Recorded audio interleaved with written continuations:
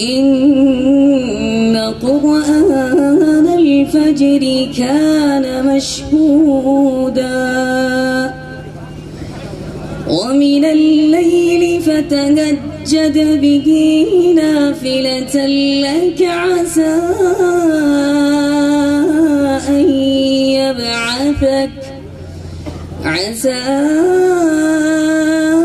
أن يبعثك ربك مقاما محمودا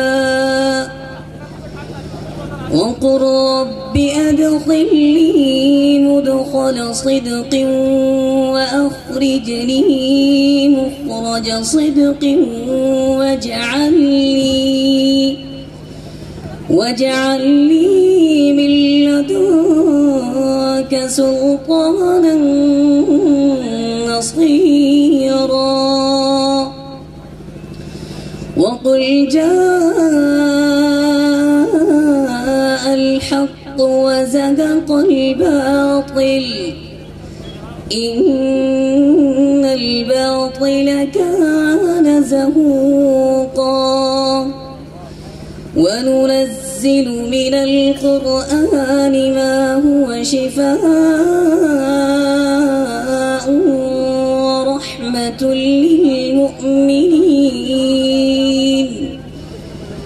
ورحمة للمؤمنين ولا يزيد الظالمين إلا خسارا وإذا أنعمنا على الإنسان أعرض ونأى بجانبه وإذا مسه الشر كان يئوسا قل كل يعمل على شاكلته فربكم أعلم بمن هو أهدى سبيلا. السلام عليكم. یا رب مقام تیرا ادراک سے پرے ہے یا رب مقام تیرا ہر سمت ذو بشاں ہے روشن نظام تیرا چڑیا چہک چہک کر گاتی ہے دلکش پیام تیرا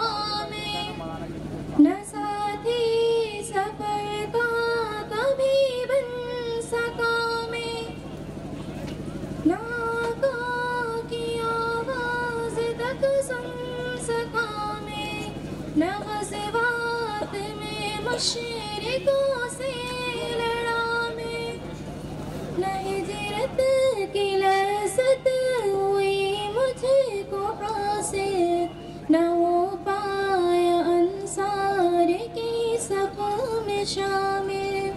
نبی آپ جس دم تھے غارِ حرا میں، کوئی زاد راہ بھی نہ پہنچا سکا میں، مگر سچ ہے یہ بھی قسم ہے خدا کی، محبت مجھے آپ سے نبی جی۔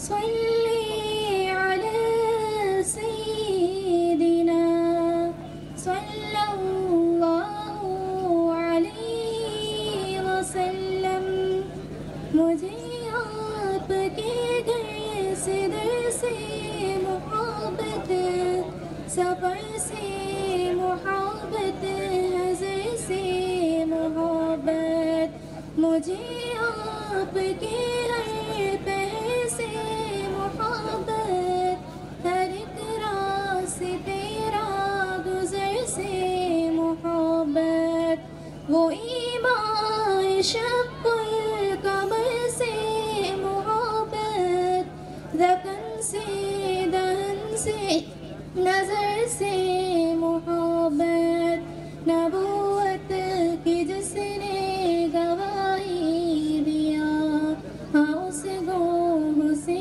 اس حجر سے محبت، یہ بے ڈھنگ سی میری محبت کا تحفہ، کیا اس کی اجابت کا ہے کوئی راستہ، کیا اس کی اجابت کا ہے کوئی راستہ۔ صلی علی سیدنا صلی اللہ علیہ وسلم، نہ ابو بکر سا میرا رفیق سفر ہوں، نہ عثمان حیدر ہوں، نہ میں عمر ہوں، نہ طلحہ نہ حمزہ سعید و سعد ہوں، انس جیسا خادم نہ خالد اسد ہوں، نہ میں ابن عوف و زبیر و عبیدہ، نہ میں بود جانا معاذ و قتادہ، نہ ارکم نہ خنس بلال اور یحییٰ، نہ مثل یسار اور یاسر نیالا، میں ان سب کے قدموں کے ذروں کا ذرہ، مگر اے نبی آپ کا میں مشاہدہ۔ صلی علی سیدنا صلی اللہ علیہ وسلم، صلی علی سیدنا صلی اللہ علیہ وسلم۔ السلام علیکم ورحمۃ اللہ وبرکاتہ۔ میرا تعلیم القرآن، میرے خوابوں کی تعبیر، میرا تعلیم القرآن، خیالوں میں ہے تو ہی، خیالوں میں ہے تو ہی، میرے جذبوں میں ہے تو ہی، میرے خوابوں کی تعبیر، میرا تعلیم القرآن، میرے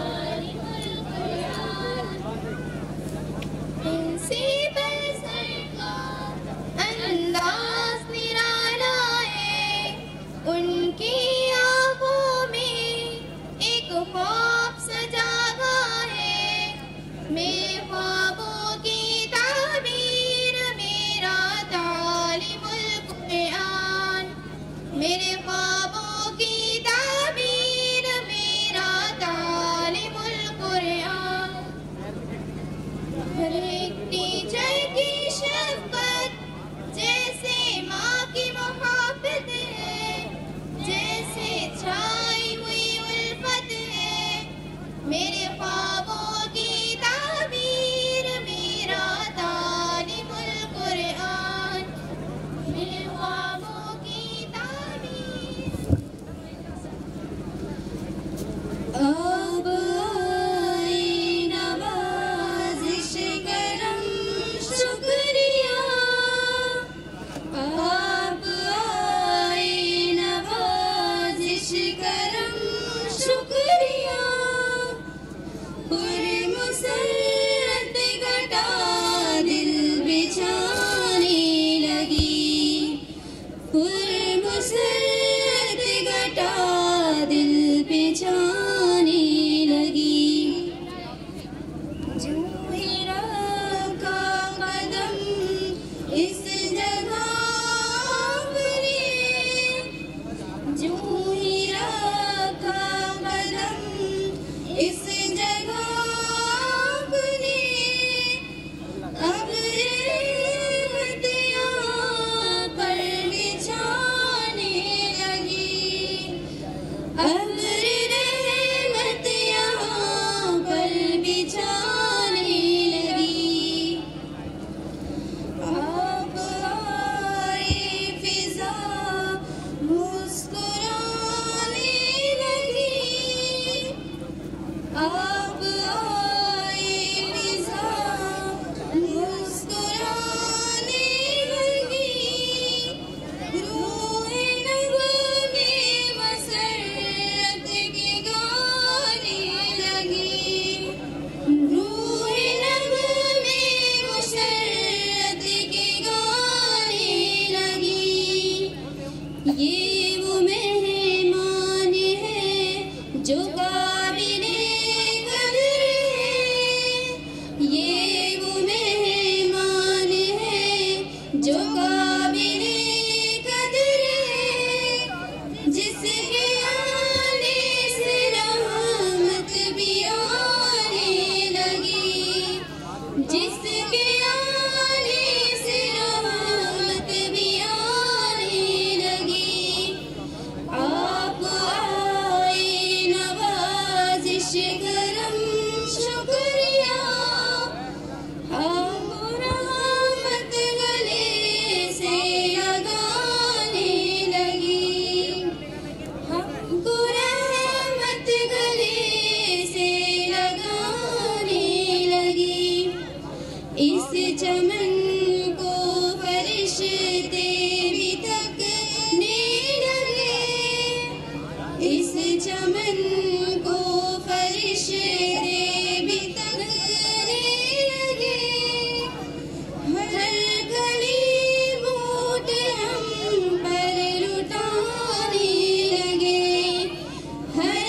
گلی بوٹ ہم پر لٹانے لگے، آپ دے دے دعا دل سے ہم کو اگر، آپ دے دے دعا دل سے ہم کو اگر، ہم یہ سمجھے کہ جنت بلانے لگی، ہم یہ سمجھے کہ جنت بلانے لگی۔ السلام علیکم ورحمۃ اللہ وبرکاتہ۔ نحمده ونصلي على رسوله الكريم أما بعد، فقد قال الله تعالى في القرآن المجيد والفرقان الحميد: فأعوذ بالله من الشيطان الرجيم، بسم الله الرحمن الرحيم، ادعوني أستجب لكم، من لم يسأل الله يغضب عليه۔ محترم حضرات اور میرے اساتذہ اکرام اور میرے معزز علماء اکرام اور میرے باہر سے آئے ہوئے تمام مہمانوں، آج کی اس پررونق مجلس میں میری تقریر کا عنوان ہے دعائیں بے اثر کیوں۔ محترم حضرات، قرآن و حدیث کے اوراق و صحابہ و تابعین اعظام اور بزرگان واقعات سے یہ بات بالکل واضح ہے کہ جب بندہ اپنے رب کے حضور ہاتھ اٹھایا اور اپنی عاجزی و لاچاری کا اظہار کیا تو اللہ رب العالمین نے ان کے لیے کھیتی کو سیراب کر دیا، اللہ رب العالمین نے ان کے لیے سمندروں پہ راستے بنا دیے، اللہ رب العالمین نے ان کے کھانے اور پینے کا انتظام کر دیا۔ ایسے بے شمار واقعات و شواہد سے ہماری سیرت کی کتابیں بھری پڑی ہیں۔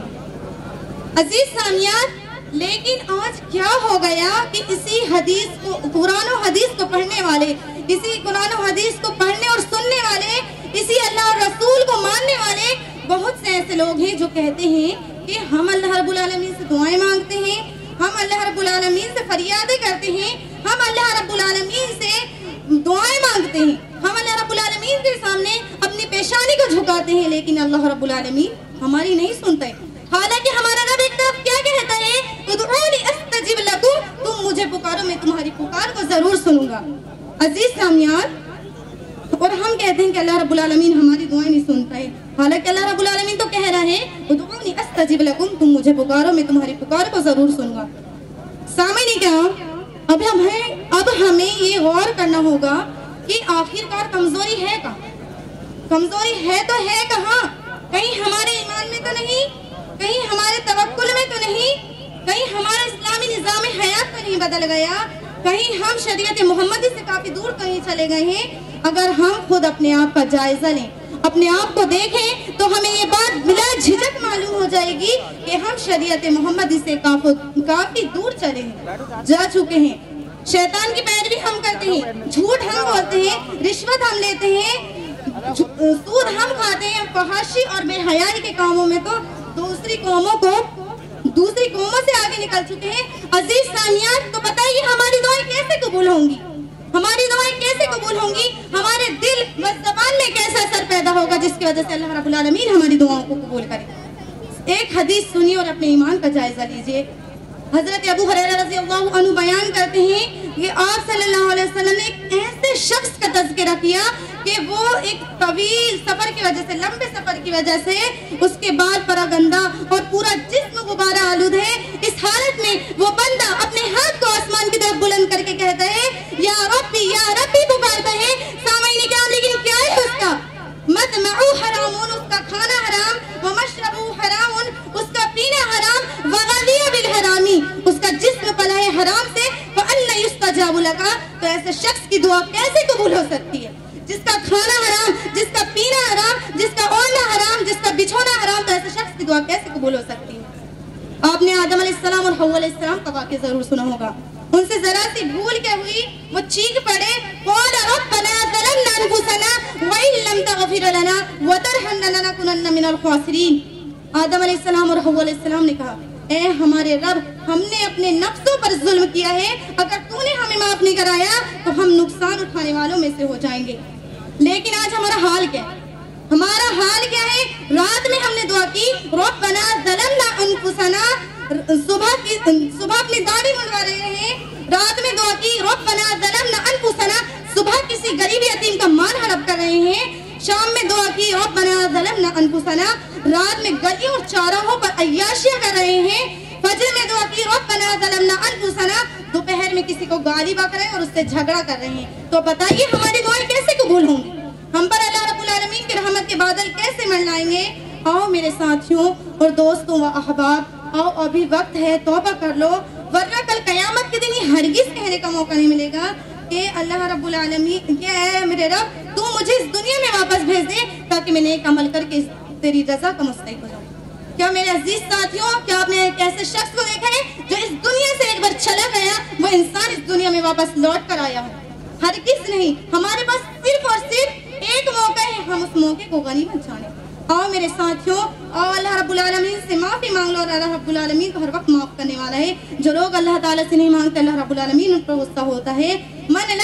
جیسا کہ نبی صلی اللہ علیہ وسلم نے فرمایا، من لم يسأل اللہ یغضب علیہ، جو اللہ رب العالمین سے نہیں مانگتا اللہ اس سے ناراض ہوتا ہے۔ جیسا کہ کسی شاعر نے کیا خوب کہا ہے، گوا دی ہم نے جو اسلاف سے میراث پائی تھی، گوا دی ہم نے جو اسلاف سے میراث پائی تھی، سریا سے زمین پر آسمان نے ہم کو دے مارا، خدا نے آج تک اس قوم کی حالت نہیں بدلی، نہ ہو جس کو خیال خود ہی اپنی حالت بدلنے کا۔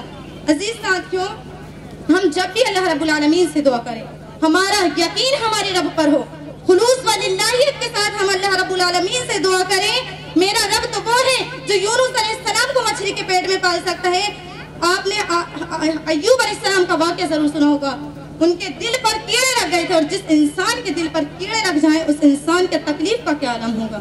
میرے ساتھیوں لیکن اللہ رب العالمین نے ان کی دعا کو قبول کیا، وہ نا امید نہیں ہوئے کہ میں شعر کے پیش نظر اپنی تقریر کو ختم کرنا چاہوں گی کہ خودی کو کر بلند اتنا کہ ہر تقدیر سے پہلے، خودی کو کر بلند اتنا کہ ہر تقدیر سے پہلے خدا بندے سے خود پوچھے کہ بتا تیری رضا کیا ہے۔ آخر میں اللہ رب العالمین سے دعا کرتی ہوں کہ وہ ہم سب کو دعا خلوص و للہیت کے ساتھ کرنے کی توفیق عطا فرمائے، آمین۔ اور اے اللہ جو ہم سے پہلے اس دنیا سے جا چکے ہیں ان کی قبروں کو کشادہ و نور سے بھر دے، اور ان کے تمام چھوٹے بڑے گناہوں کو معاف کرے کہ انہیں جنت میں اعلیٰ مقام عطا فرمائے، آمین۔ وآخر دعوانا ان الحمدللہ رب العالمین۔ السلام علیکم ورحمۃ اللہ وبرکاتہ۔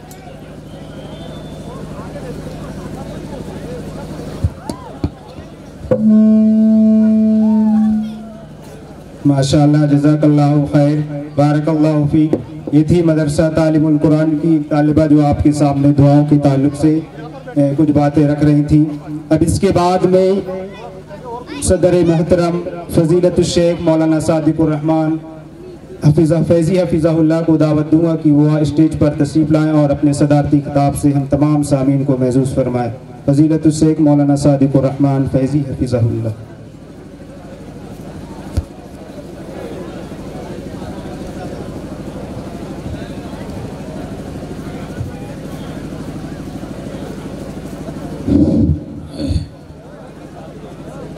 السلام علیکم ورحمۃ اللہ وبرکاتہ۔ نحمد و نصلی علی رسول الکریم، اما بعد، اعوذ باللہ من الشیطان الرجیم، بسم اللہ الرحمن الرحیم۔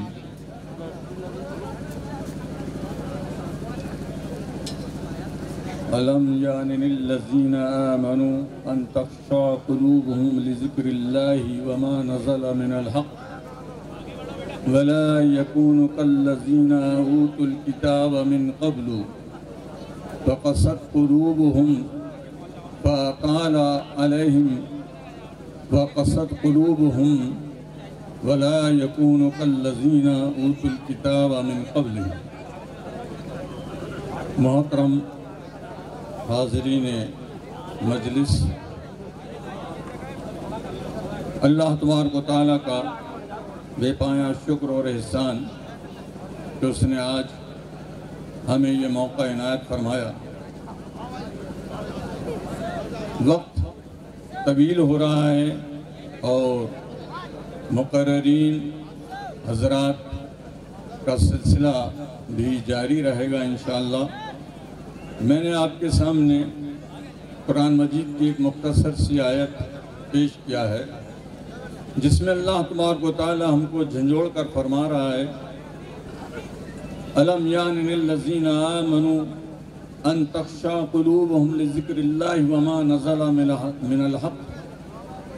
کیا ابھی تک مومنین پر ایسا وقت نہیں آیا ہے کہ ان کے دل اللہ تبارک و تعالیٰ کے ذکر کے لیے اور قرآن پاک کی فہم اور اس کو پڑھنے کے لیے نرم ہو سکیں؟ آگے فرمایا وَلَا تَكُونُوا وَلَا يَكُونُوا كَالَّذِينَ أُوتُوا الْكِتَابَ مِن قَبْلُ، اور وہ لوگ ان کی طرح نہ ہوں کہ جو جن کو کتابیں دی گئی تھیں، وَقَالَ عَلَيْهِمُ الْأَمَدُ، ان پر زمانہ طویل ہو گیا، وَقَسَتْ قُلُوبُهُمْ، اور ان کے دل سخت ہو گئے، اور ان میں سے اکثر لوگ فاسق۔ اللہ تبارک و تعالیٰ نے اس آیت کریمہ میں ہمیں کچھ چیزوں کا حکم دیا اور کچھ چیزوں کی رہنمائی فرمائی اور جھنجھوڑ کر یہ بات یاد دلائی کہ لوگوں تم اپنے وقت کو دیکھو، کیا تمہارے اوپر ابھی یہ وقت نہیں آیا ہے کہ تمہارے دل اللہ کے ذکر کے لیے، اللہ کی واعظ و نصیحت کو سننے اور اس کو قبول کرنے کے لیے اور قرآن مجید کو پڑھنے پڑھانے اور سمجھنے اور سمجھانے کے لیے نرم ہو سکے. ان تخشع قلوب، کہ تمہارے دل نرم ہو سکے. جس چیز میں نرمی ہوگی وہی چیز دوسری چیز کو قبول کرے گی. جس چیز میں سختی ہوگی تو وہ بیرونی چیز کو قبول نہیں کر سکتی. اللہ تبارک و تعالیٰ نے جھنجھوڑ کر یہ بات ہمیں بیان فرمائی اور پھر آگے فرمایا کہ وہ لوگ ان کی طرح نہ ہو جائیں جن کو کتابیں دی گئی تھیں اہل کتاب کی طرح، یہود و نصارہ کی طرح، کہ مرور زمانہ کی وجہ سے ان کے دل سخت ہو گئے. لمبا زمانہ گزرا، ان کے دل سخت ہو گئے اور وہ اللہ اور اس کے رسول اور ان کے کتابوں کو سمجھنے اور ان کے احکام و فرامین کو پڑھنے سے غافل ہو گئے.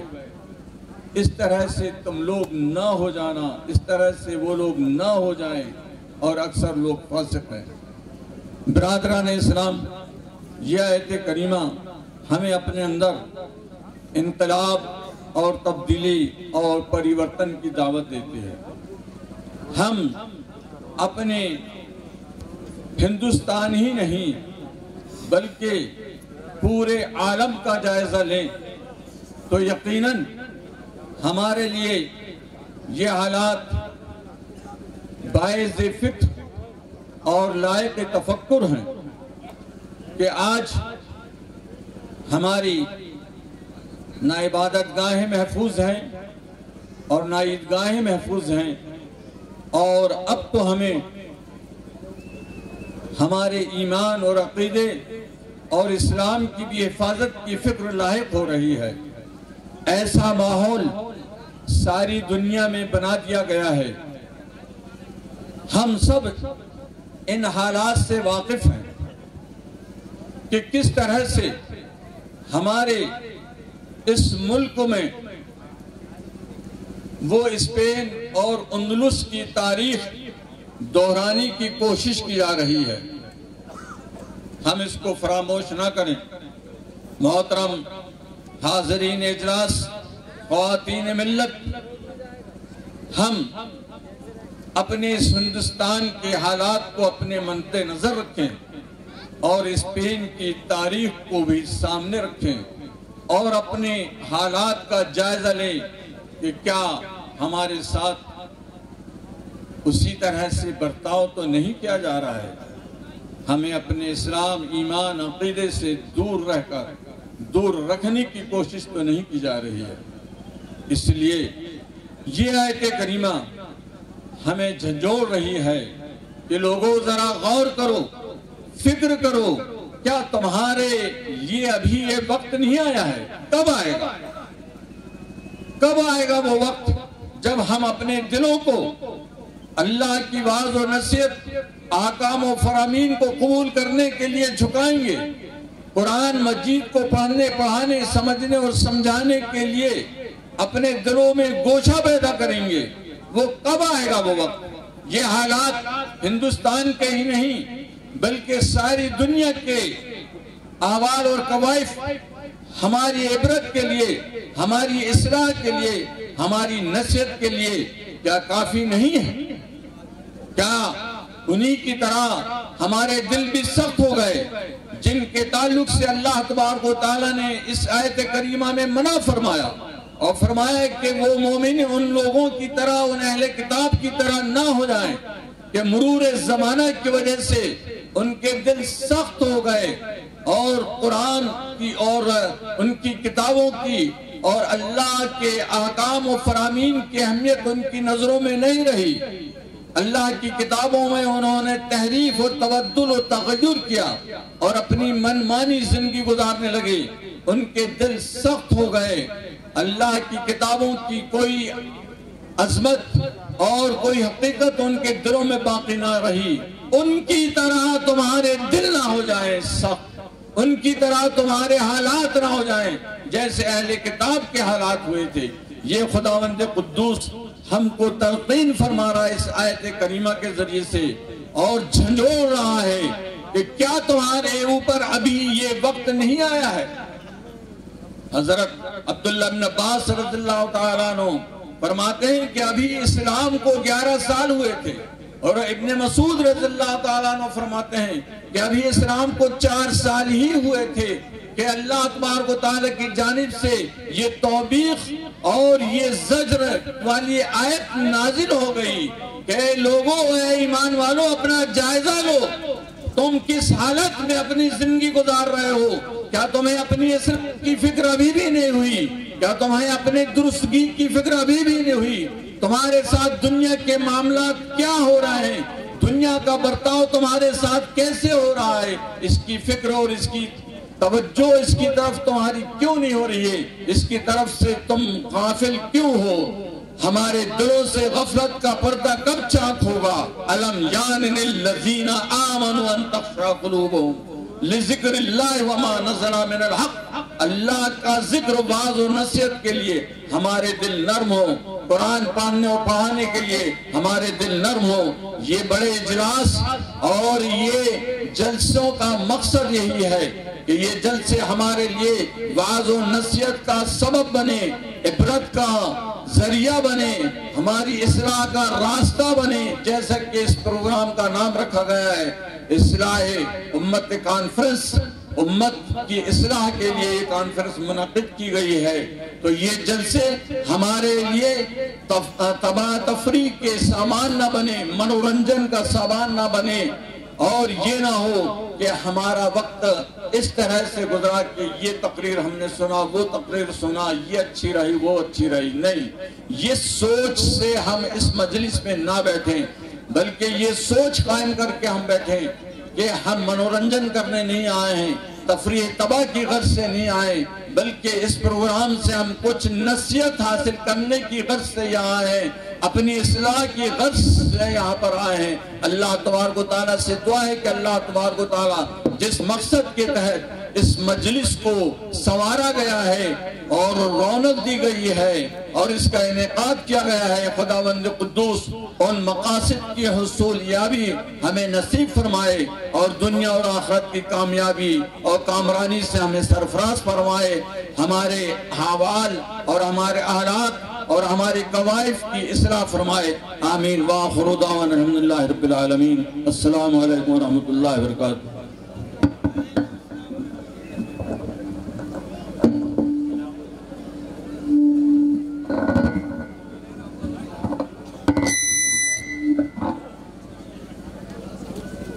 ماشاءاللہ، جزاک اللہ خیر۔ ساؤنڈ سسٹم آپ ٹھیک کریں، نہیں تو ساؤنڈ صحیح کریں آپ بار بار۔ یہ تھے فضیلت الشیخ مولانا صادق الرحمن فیضی حفظہ اللہ، جو آپ کے سامنے صدارتی خطاب فرما رہے تھے۔ اب اس کے بعد میں مدرسے کا تعارف پیش کرنے کے لیے مولانا ذبیح الرحمن نوری حفظہ اللہ کو دعوت دوں گا کہ وہ آئیں اور مدرسے کا تعارف پیش کریں، اور فضیلت الشیخ مولانا عبد الجلیل سلفی بیتول کے امیر جہاں کہیں بھی ہوں وہ آگے سامنے آ جائیں۔ تمامی والنٹیئر جن کو جو ذمہ داری دی گئی ان سے درخواست ہے کہ ان کو آگے لے آ کر ان کو بٹھائیں کی جگہ پر۔ فضیلت الشیخ مولانا ذبیح الرحمن نوری حفظہ اللہ۔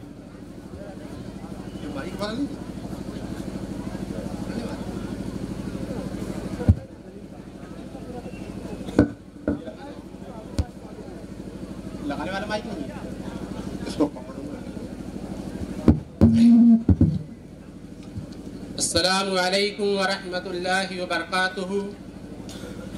الحمدللہ رب العالمین والعاقبۃ للمتقین والصلاة والسلام علی رسول الکریم، اما بعد۔ اعوذ باللہ من الشیطان الرجیم، بسم اللہ الرحمن الرحیم۔ یا ایہا الذین آمنوا اتقوا اللہ حق تقاتہ ولا تموتن الا وانتم مسلمون۔ یا ایہا الناس اتقوا ربکم الذی خلقکم من نفس واحدہ وخلق منها زوجها وبث منهما رجالا كثيرا ونساء واتقوا الله الذي تساءلون به والأرحام إن الله كان عليكم رقيبا۔ يا أيها الذين آمنوا اتقوا الله وقولوا قولا سديدا يصلح لكم أعمالكم ويغفر لكم ومن يطع الله ورسوله فقد فاز فوزا عظيما. محترم صدر اجلاس، مہمانان گرامی قدر، حاضرین و حاضرات و عزیز طلبہ و طالبات، میرے لیے یہ سعادت کی بات ہے کہ اللہ کے فضل و کرم سے آپ سبھی مہمان گرامی قدر کا مدرسہ تعلیم القرآن کانی واڑہ کے اس عظیم الشان اصلاح امت کانفرنس میں استقبال کروں اور آپ کی آمد پر مبارکباد پیش کروں. اہلا و سہلا مرحبا بکم. جس کا ہمیں شدت سے انتظار تھا، اللہ رب العالمین سے دعا ہے کہ اللہ اس کانفرنس کو بحسن خوبی اختتام تک پہنچائے. آمین. ایسے موقع سے میں اللہ رب العالمین کا شکریہ ادا کرتا ہوں جس نے ہمیں اس عظیم کانفرنس کو منعقد کرنے کی توفیق دی. اس کے بعد میں تمام ہی علماء اکرام، بالخصوص ہمارے مہمانان گرامی قدر، معزز خطبہ اکرام و مقررین نظام، جو سردی کے موسم میں آپ نے ہماری دعوت پر لبیک کہا اور دور دراز کا لمبا سفر طے کر کے پریشانیوں کو برداشت کر کے صرف دین کی خاطر آپ ہمارے یہاں تشریف لائے. اس کے لیے تمام ہی نوجوان اراکین اور ذمہ داران مدرسہ تعلیم القرآن اور اساتذہ، طلبہ، طالبات کی طرف سے آپ کی خدمت میں ہدیہ تشکر و امتنان پیش کرتا ہوں اور اس کانفرنس میں تہہ دل سے آپ کا استقبال کرتا ہوں. اس کے بعد میں آپ کے سامنے مختصر مدرسے کا تعارف پیش کروں گا. مدرسہ تعلیم القرآن کی ابتدا سن 2013 میں کی گئی. اس کے بعد مدھیہ پردیش مدرسہ بورڈ سے اس کا رجسٹریشن کروایا گیا. پھر الحمدللہ بورڈ کے حساب سے تعلیمی سلسلہ شروع کیا گیا اور یہ 2 سالوں تک کھیری میں ہی چلتا رہا. پھر اس کے بعد باقاعدہ مسجد و مدرسے کی بنیاد کھیری میں رکھی گئی، جس کے لیے میری والدہ محترمہ نے اپنی زمین ادارے کے لیے وقف کیا تھا. لیکن بعد میں اہل علم کے مشورے کے بعد یہ طے ہوا کہ ادارہ کھیری کے بجائے کانی واڑہ میں تعمیر کیا جائے تو زیادہ بہتر ہوگا تاکہ پورے علاقے کو فائدہ پہنچے، جس کے لیے ادارے کے نام پر 1 ایکڑ زمین خریدی گئی اور ادارے کے نام پر رجسٹری کی گئی. پھر دوسری مرتبہ جون 2015 میں فضیلت الدکتور عبدالحکیم مدنی حفظہ اللہ کے بدست مسجد کی بنیاد رکھی گئی. اس کے بعد سے تعمیری سلسلہ شروع کیا گیا جو آپ حضرات کے سامنے روز روشن کی طرح نمایاں ہے. بلڈنگ پر تعلیمی سال کا یہ 8واں سال ہے. گرامی قدر، مدرسہ تعلیم القرآن علاقہ کانی واڑہ سیونی MP کا علاقہ کانی واڑہ میں اپنی نوعیت کا ایک تعلیمی ادارہ ہے جو اپنی عمر کا 8واں سال مکمل کر رہا ہے. الحمدللہ اس ادارے نے اللہ کی توفیق سے اور سرپرستی مدرسہ بالخصوص ڈاکٹر عبدالحکیم مدنی حفظہ اللہ، فیصل عبدالحکیم مدنی حفظہ اللہ اور صدر مدرسہ عبدالعظیم خان صاحب حفظہ اللہ اور تمام احباب جماعت کے تعاون اور زیر نگرانی اور اساتذہ، معلمین، معلمات اور آپ جیسے محسنین و مخیرین کے تعاون کے نتیجے میں عروج و ارتقاء کے جو منازل طے کیے ہیں وہ روز روشن کی طرح نمایاں ہیں. مدرسہ تعلیم القرآن کا تعلیمی نصاب الحمدللہ خالص اسلامی علوم اور فنون مثلاً ایمانیات اور عربی علوم پر مشتمل ہے اور اس کے ساتھ عصری علوم و فنون کا حسین امتزاج ہے تاکہ مدرسہ حاضہ کے طلبہ طالبات حالات حاضرہ کے تقاضوں سے ہم آہنگ رہیں اور دعوت و تبلیغ کا فریضہ کما حق ادا کر سکیں. گرامی قدر، مدرسہ تعلیم القرآن ایک تعلیمی و تربیتی سسٹم کا نام ہے जहाँ तालीमी व तरबियती फरीज़े को निभाने के लिए 13 तजुर्बेकार मुख्तलिफ उलूम और फ़नून के माहिरीन मुअल्लिमीन मुअल्लिमात मौजूद हैं, जो पूरी लगन मेहनत के साथ अपनी अपनी जिम्मेदारियों में मसरूफ़ अमल हैं। इदारे के अंदर अल्हम्दुलिल्लाह मुख्तलिफ शोबा-ए-इजात कायम है। मैं उनको बयान इसलिए नहीं करता कि वक्त कम है। ग्रामी कद्र मदरसा तालीम कुरान का इजमाली तारुफ अगराज व मकासिद हालिया कारकर्दगी समात फरमाया, जिससे बखूबी अंदाज़ा लगाया जा सकता है कि इदारा आपके सदक़ात और दीगर अतियात का कितना मुस्तहिक है। हम आपसे पहले अल्लाह की तौफीक व इनायत पर उसकी बेइंतहा शुक्रगुजार हैं, फिर इन तमाम मुहसिनीन व मुखय्यरीन के जिन्होंने हर कदम पर हमारी हौसला अफजाई की और इदारे की तरक्की में हर तरह का ताउन किया। जज़ाकुमुल्लाह खैर व हसनल जज़ा। ग्रामी कद्र सामीन व सामियात, आपको मालूम है कि इस तरह का इल्मी व दीनी काम अवामी ताउन के बगैर जारी नहीं रह सकता। लिहाजा आपसे मुखलिसाना दरख्वास्त व अपील की जाती है कि इदारे के साथ हर तरह का ताउन करें। अपने मुफीद मशवरों से, अपनी इल्मी व सकाफती सलाहियतों से, अपने माली ताउन से इदारे के दीनी प्रोग्रामों और जलसों में शिरकत से, सबसे ज़्यादा अपनी पुरखुलूस दुआओं से इदारे का ताउन फरमाएं। वस्सलामु अलैकुम व रहमतुल्लाहि व बरकातुहू।